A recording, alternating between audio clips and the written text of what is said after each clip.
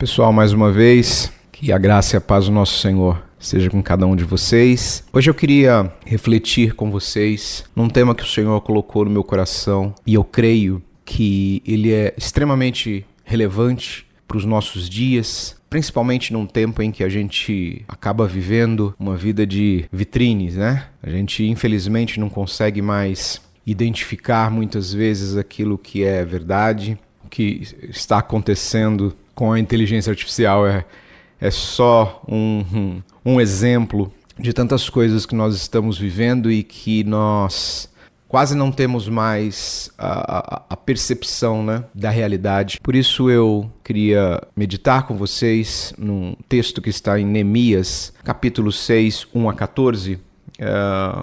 Vou ler bem rápido para que a gente tenha a referência dessa reflexão. Diz assim: quando Sanbalate, Tobias, Gesem, o árabe e o restante dos nossos inimigos souberam que eu havia reconstruído o muro e que não havia ficado nenhuma brecha, embora até eu ainda não tivesse colocado as portas nos seus lugares, Sanbalate e Gesem mandaram-me a seguinte mensagem: venha, vamos nos encontrar num dos povoados da planície de Ono.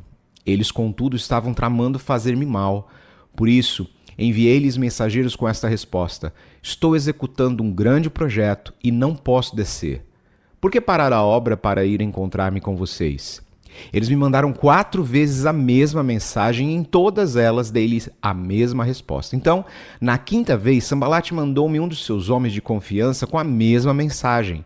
Ele tinha na mão uma carta aberta em que estava escrito: dizem entre as nações, e Gesem diz que é verdade, que você e os judeus estão tramando uma revolta e que, por isso, estão reconstruindo o muro. Além do mais, conforme dizem, você está na iminência de se tornar o rei deles e até nomeou profetas para fazerem em Jerusalém a seguinte proclamação a seu respeito: há um rei em Judá. Ora, essa informação será levada ao rei, por isso vamos conversar.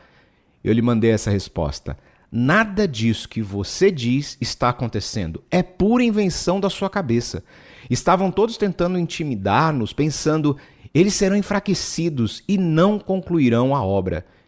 Eu, porém, orei: agora fortalece as minhas mãos. Um dia fui à casa de Semaías, filho de Delaías, neto de Metabel, que estava trancado portas adentro. Ele disse: vamos encontrar-nos na casa de Deus, no templo, a portas fechadas, pois estão querendo matá-lo. Eles virão esta noite. Todavia eu lhe respondi: acha que um homem como eu deveria fugir? Alguém como eu deveria entrar no templo para salvar a vida? Não, eu não irei. Percebi que Deus não o tinha enviado e que ele tinha profetizado contra mim porque Tobias e Sanbalate tinham o contratado. Ele tinha sido pago para me intimidar, a fim de que eu cometesse um pecado agindo assim, e então eles poderiam difamar-me e desacreditar-me. Lembra-te do que fizeram Tobias e Sanbalate, meu Deus. Lembra-te também da profetisa Noadi e do restante dos profetas que estão tentando me intimidar.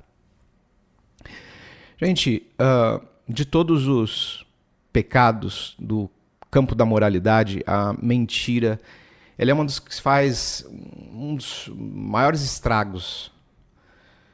Porém, a mentira, ela é quase sempre explícita, direta. Até por isso diz o ditado que a mentira ela tem perna curta, né? Só que a mentira ela tem uma parente muito próxima, que é a manipulação. E diferente da mentira, a manipulação ela é muito mais discreta.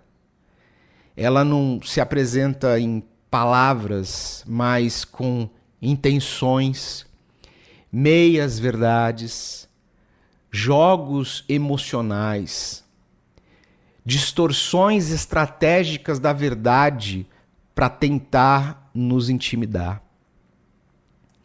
Então, se a mentira ela engana pela fala, muitas vezes, a manipulação ela engana pela intimidação. Então, nesse texto que nós lemos de Neemias, acredito que a maioria de nós aqui lembra da história de Neemias, os inimigos tentam fazer com que ele, Neemias, desista de reconstruir os muros de Jerusalém. E para isso eles usam a manipulação como arma. Então, enquanto Jeremias está dedicado ali à obra, os inimigos vêm mandando recado do tipo: Neemias, vamos conversar. Eu tenho algo para te dizer. E essa é uma das estratégias da manipulação, que é gerar curiosidade. Então, quando alguém diz assim para você: olha, eu tenho algo para te falar, naturalmente gera curiosidade e a gente quer saber o que é aquilo. Só que Neemias se posiciona e, percebendo que aquilo era uma armadilha de manipulação, ele diz: olha, eu não posso, eu estou ocupado, eu estou numa grande obra e eu não posso parar. E eles insistem com essa manipulação, e vendo que, chamando a atenção de Neemias pela curiosidade, eles não conseguiram, eles vão para uma outra estratégia. Eles começam a inventar uma história. Olha, estão falando algo de você. Estão falando que a sua intenção aí é se tornar rei, é se tornar... Ou seja, eles usam da estratégia de questionar a reputação de Neemias. E claro, todos nós temos ali o nosso ego, né? Que quando alguém diz que nós estamos fazendo algo que a gente definitivamente não está, isso mexe com a gente. Mas era apenas uma estratégia do inimigo para manipular Neemias, porque eles não queriam que aquela obra acontecesse. E Neemias mais uma vez se posiciona, ele diz: olha, isso que vocês estão falando é mentira. E tendo a convicção de que aquilo ali era mentira, ele simplesmente continua. Ele simplesmente se posiciona, porque ele sabe que aquilo é mentira. Ele sabe que aquilo que estão falando dele não é verdade, e ele permanece ali firme no propósito dele. E aí, quando eles veem que mais essa estratégia não deu certo, eles vão para manipulação espiritual. E eles contratam um profeta que vai lá e: olha, Deus manda te dizer que vai acontecer tal coisa e você deve se esconder. Eles usam de falsa espiritualidade para mais uma vez tentar manipular Neemias. E nesse ponto, lá no versículo 12 do capítulo 6 de Neemias, Neemias diz o seguinte: olha, eu percebi que não era Deus. E logo nesse início de reflexão, eu quero te dizer algo.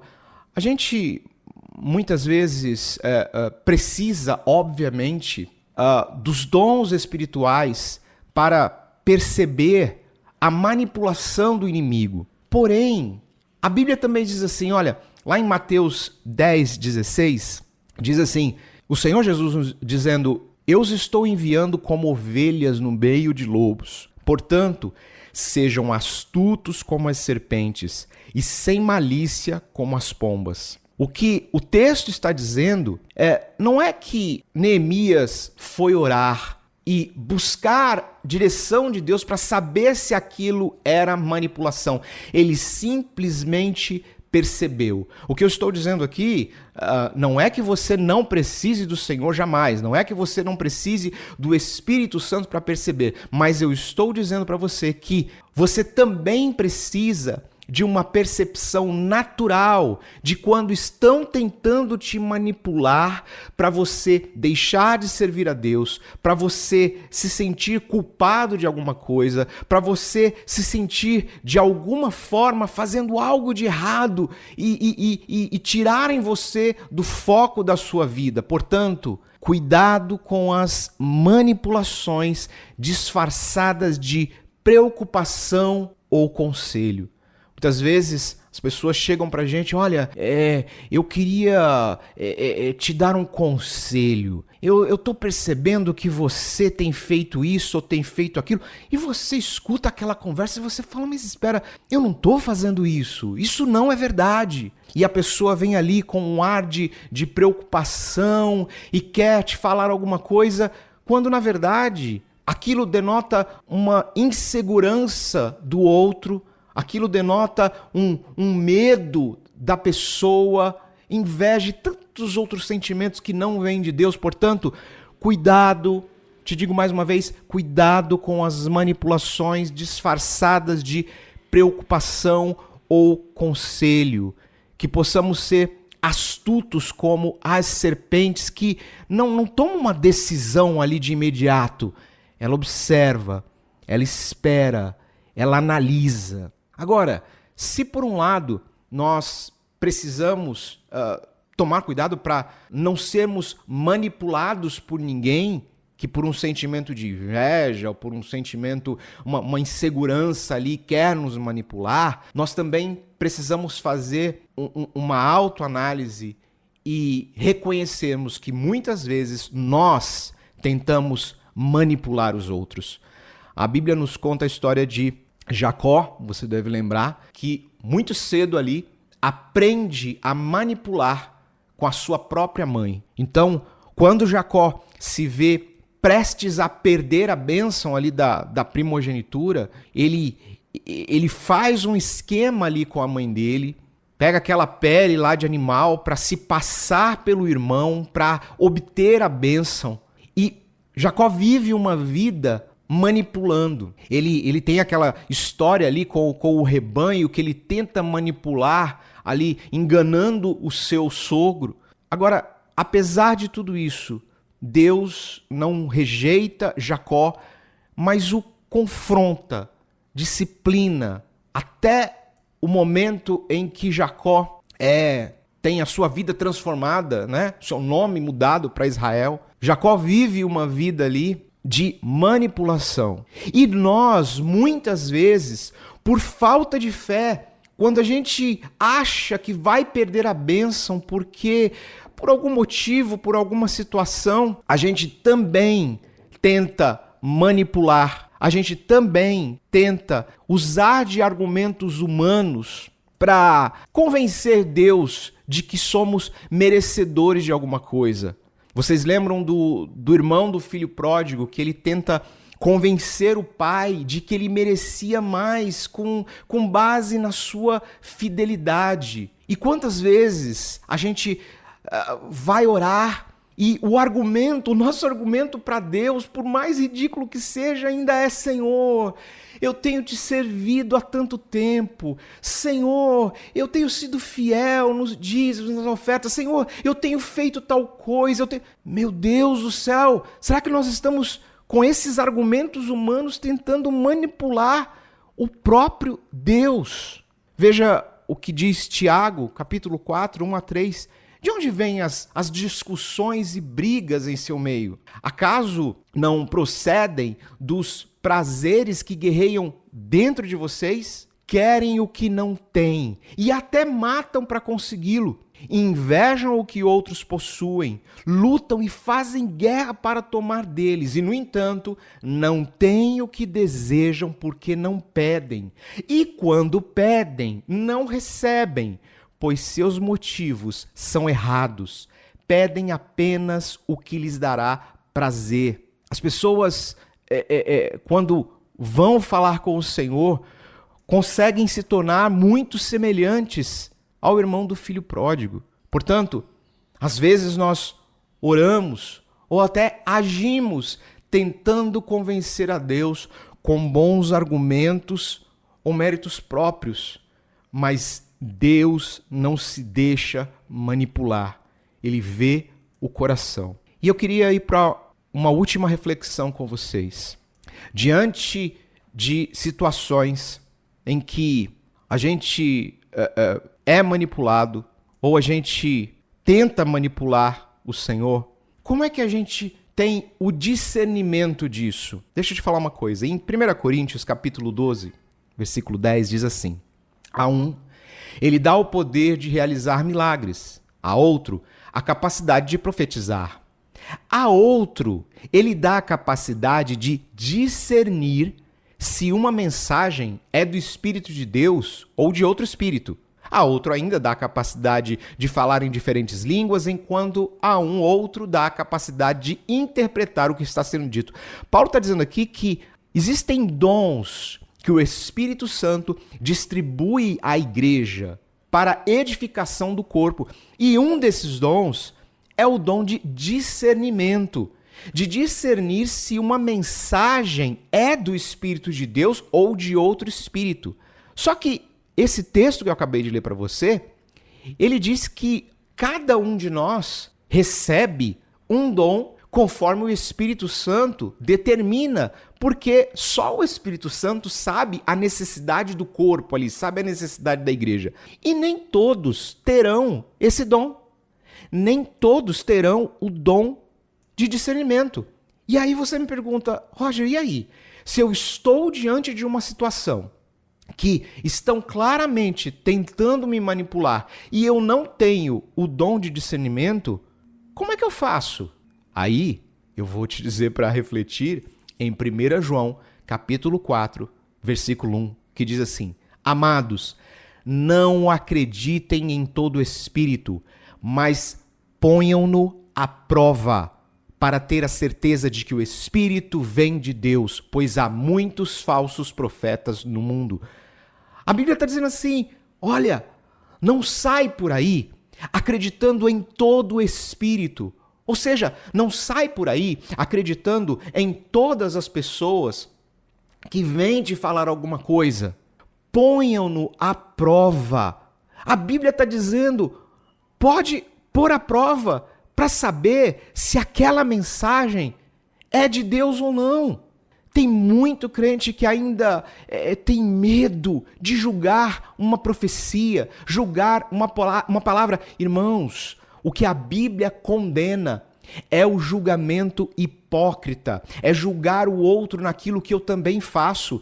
Mas a Bíblia manda fazer julgamentos justos. Ou seja, todas as vezes que alguém chegar com uma palavra para você, com um conselho, que na verdade, por trás daquilo é pura manipulação, põe à prova.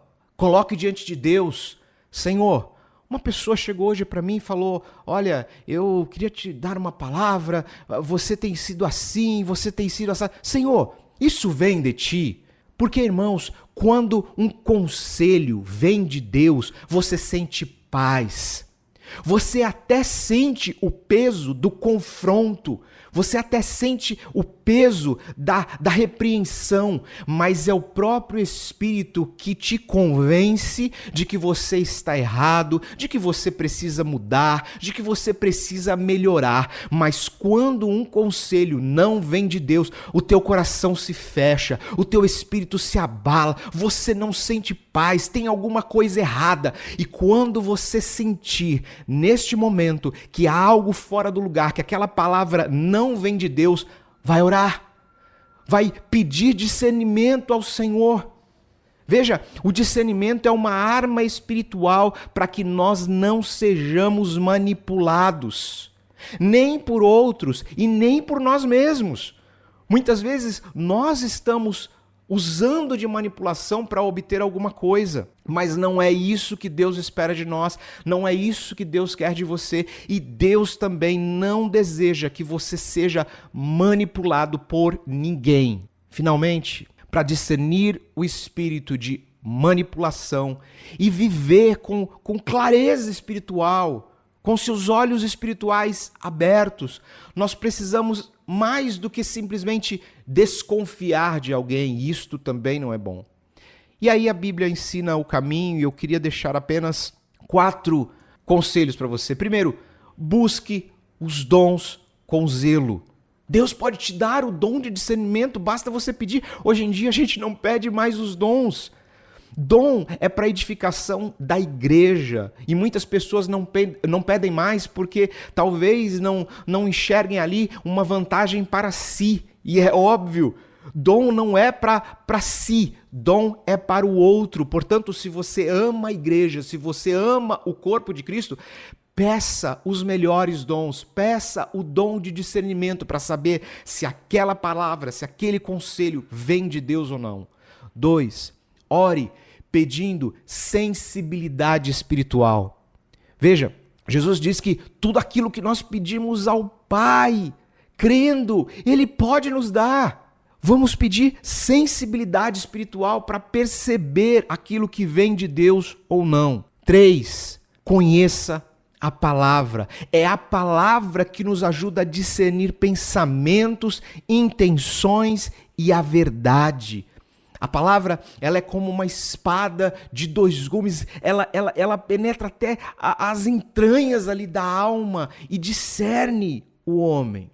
E finalmente, 4, um versículo que está em Hebreus capítulo 5, 14, que diz: o alimento sólido é para os adultos, os quais pelo exercício constante tornaram-se aptos para discernir tanto o bem quanto o mal. Portanto, vamos crescer em maturidade e em comunhão com o Espírito Santo para que nós possamos discernir bem.